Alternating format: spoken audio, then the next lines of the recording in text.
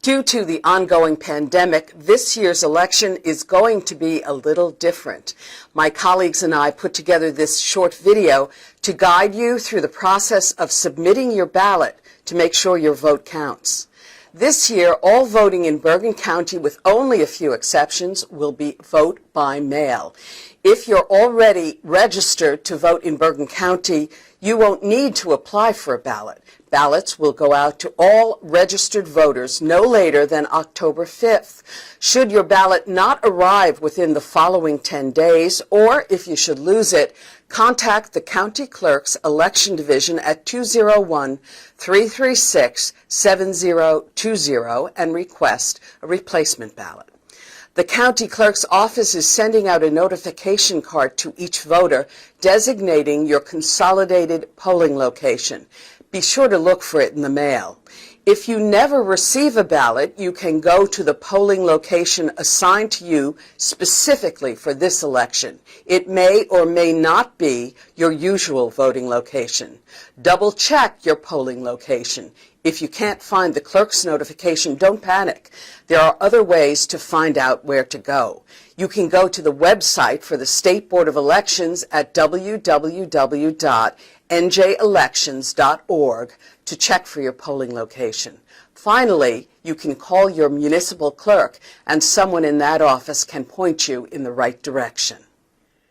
This is the type of ballot you'll be receiving in the mail. Your ballot has a barcode on it, and that barcode is a match to the voter ID on record with the state. To correct any spelling mistakes, contact the Superintendent of Elections at the number below and they'll fix it in the system. Either way, your vote will be counted. Let's unpack the contents and see what's inside. Here's the outer envelope with the barcode tying it to your voter ID. And this is your first-class postage-paid return envelope. You can vote with the pencil or pen, and it doesn't matter what color ink you use. All colors are acceptable.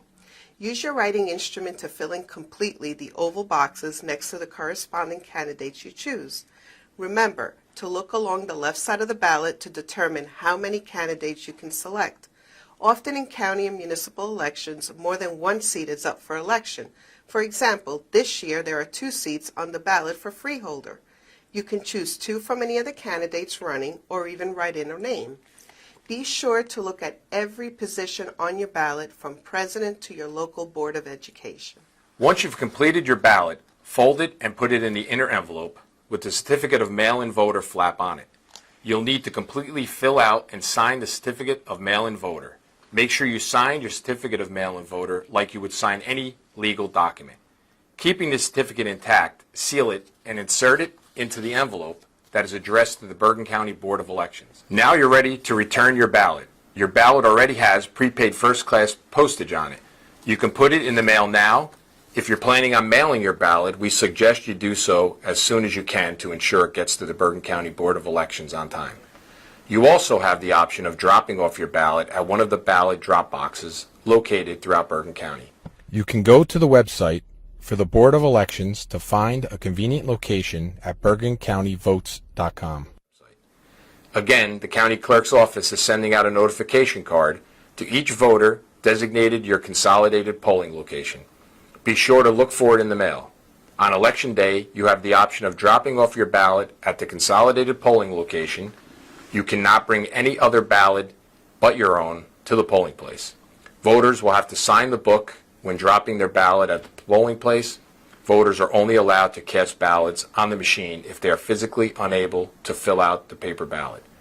Voting officials are stressing that using drop boxes is the most efficient way of returning your ballot.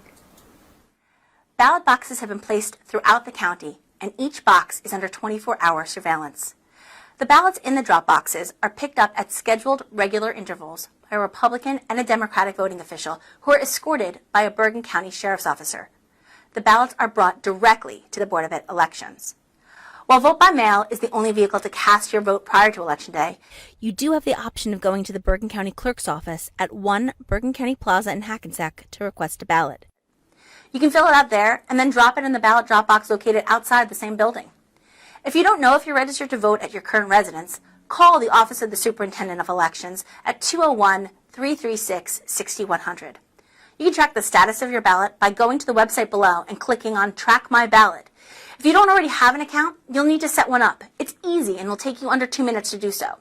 Not only can you see if you're already registered, you can see where you're registered, your voting history, and most importantly, if your ballot for the November 3rd election has been received. Do this right now. If you find that you're not registered, you have until October 13th to get it done. Prior to the 13th, contact the County Superintendent of Elections at 201-336-6100 and request a voter registration form. Or go online to the website below. Fill it out, print it, fold it, and put it in the mail. It's already got the correct address, and the postage is paid as well. Your ballot must be in a ballot drop box or your polling place by 8 p.m. on November 3rd. If you mail your ballot, it must be postmarked by November 3rd and arrive at the Board of Elections from the post office by November 10th. For those of you civic-minded individuals, you'll need to know some important information about assisting friends and family with voting. You can offer assistance to disabled or elderly voters, but you must fill out the assistance section at the bottom of the certification of mail-in voter. You cannot assist a voter if you are a candidate on the ballot, and if you plan on dropping off a ballot for someone, keep in mind you need to fill out this section on the back of an envelope, and you can only transport 3 ballots in addition to your own in any single election.